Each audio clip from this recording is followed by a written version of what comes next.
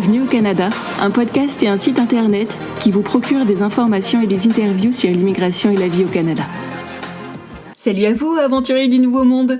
Emma Charlin au micro, auteure, coach en mobilité internationale et podcasteuse. C'est l'épisode 98 du podcast et je l'enregistre en janvier 2026. C'est le jour 19 de ma série 25 jours, 25 clés pour votre départ au Canada. Aujourd'hui, on va parler d'un terrain miné, le vocabulaire immobilier québécois. Figurez-vous qu'il y a quelques différences à apprivoiser. Premier mot qui pourra vous surprendre, condo. En France, ce mot ne signifie pas grand-chose. Au Québec, c'est un appartement en copropriété dans un immeuble généralement moderne, avec ascenseur, garage, salle de sport, concierge et parfois piscine. Oui, c'est un peu comme un hôtel, sauf que c'est chez vous. Passons au terme suivant, bachelor.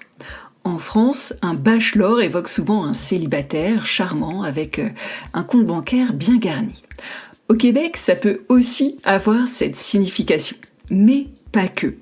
Un bachelor, c'est aussi un sous-sol aménagé ou un petit logement niché dans une maison unifamiliale. Vous voyez la différence ? Donc si on vous propose de voir un bachelor, pas de panique, ce n'est pas un rendez-vous arrangé.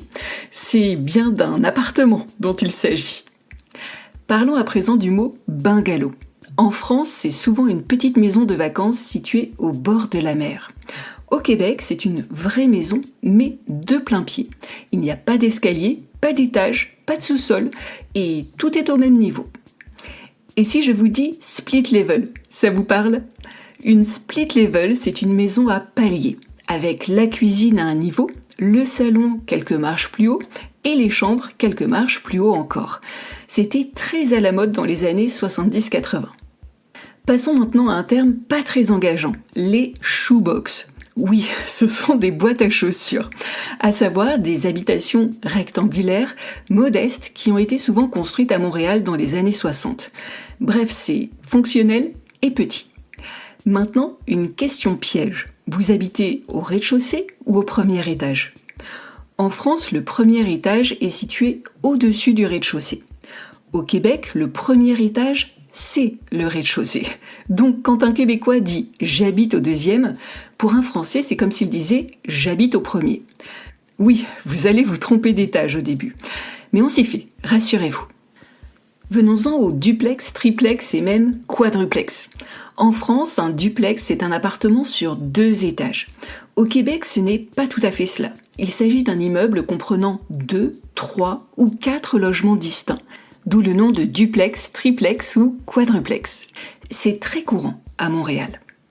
Je vous perds un peu plus en vous disant que ma copine Agathe a loué un 3,5. En France, la plupart des gens font des yeux tout ronds quand je leur sors cette phrase. Certains pensent même que c'est un code secret pour initier. Mais au Québec, c'est on ne peut plus normal. Une petite explication s'impose. Le nombre de pièces, y compris la cuisine, est désigné par le premier chiffre. Puis, il y a le demi pour la salle de bain. Donc, si ma copine Agathe habite dans un 3,5, ça veut tout simplement dire qu'elle habite dans un appartement avec une cuisine, un salon, une chambre et une salle de bain. On s'amuse un peu ? Figurez-vous qu'Agathe a déménagé et maintenant, elle habite dans un 5,5 sur 2 étages. Ça veut dire quoi au juste ? Au premier niveau, on va sans doute trouver le salon, la cuisine et peut-être une salle d'eau ou une chambre. Et au second niveau, on va trouver les autres chambres et la salle de bain principale. En France, on aurait parlé d'un duplex, mais pas au Québec. On parle superficie des biens immobiliers ? En France, les surfaces sont données en mètres carrés. Au Québec, les surfaces ne sont pas toujours communiquées. Et quand elles le sont, c'est en pieds carrés. Pour faire une conversion rapide, rien de plus simple, vous divisez par 10. Un 800 pieds carrés, ça fait environ 80 mètres carrés. Pratique, non ? Et je finirai avec 3 mots-clés à connaître en matière d'immobilier au Québec. Centris, TAL et locateur. Centris.ca, c'est le site incontournable pour trouver un logement au Québec. Vous y trouverez des annonces pour de la location et de l'achat. TAL, cela signifie Tribunal administratif du logement. C'est une instance gouvernementale québécoise chargée de régler les litiges entre locataires et propriétaires, tels que les augmentations de loyer, les résiliations de bail ou les réparations. Enfin, il y a le mot locateur. Attention, je n'ai pas dit locataire, mais locateur. Un locateur, c'est l'équivalent d'un propriétaire bailleur.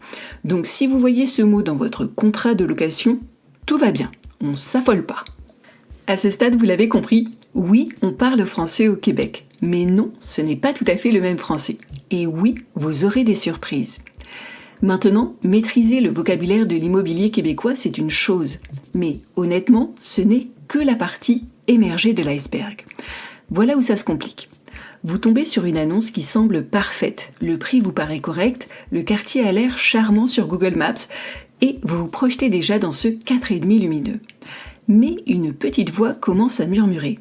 Cette école du coin, elle a vraiment bonne réputation ? Ce propriétaire, il va accepter mon dossier sans emploi canadien ?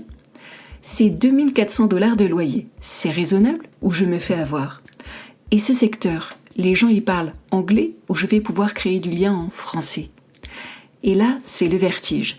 Parce que savoir ce que signifie un 4,5 ne vous dit pas si vos enfants s'épanouiront dans cet environnement. Connaître la différence entre un condo et un duplex ne vous révèle rien sur l'ambiance linguistique du quartier. Et décoder une annonce en pied carré ne vous protège pas d'un budget qui dérape.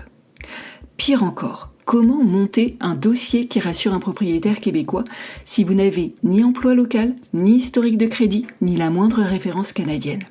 C'est là où beaucoup de nouveaux arrivants se retrouvent coincés.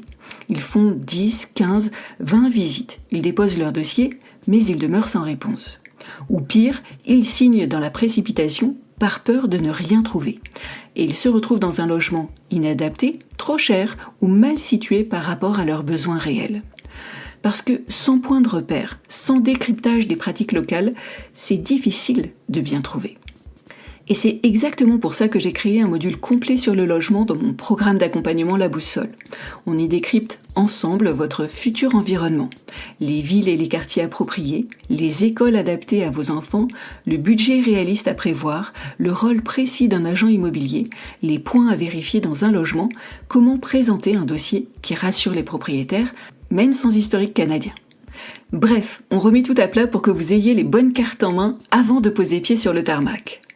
Parce que trouver un toit, ce n'est pas juste une question de vocabulaire, c'est une question de sécurité, de sérénité et de réussite pour votre famille. Et voilà, c'est tout pour aujourd'hui. Votre cadeau, ou faire vos courses de mobilier au Canada, vous attend. Il sera disponible jusqu'au 31 janvier 2026. Pour en savoir plus sur mon programme, La Boussole, retrouvez-moi sur LinkedIn et Instagram. Les liens sont dans les notes de cet épisode. À très vite!